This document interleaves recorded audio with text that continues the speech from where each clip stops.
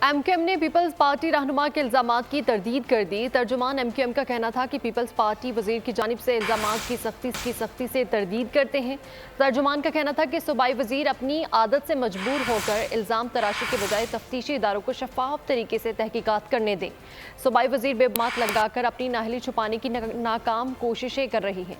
Corruption peoples party का शेवा है और इस वाक़े से भी करप्शन की बू आती है। उम्मीद है साफ तहकीकात से वाक़े की वजूहात और मुलव्विस अफराद तक जल्द पहुंचा जाएगा।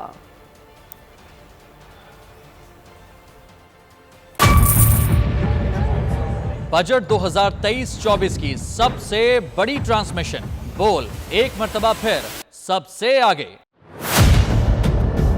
वजीर खजाना की बजट तकरीर की सबसे बड़ी कवरेज 62% अवाम ने देखा बोल की स्क्रीन पर। Welcome back to the budget transmission.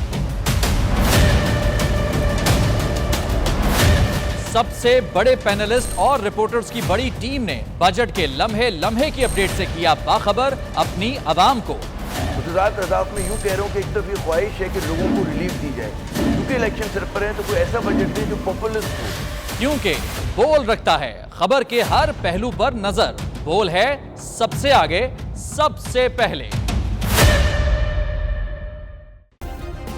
Subscribe करें और बेल दबाएं ताकि कोई खबर रह न जाए।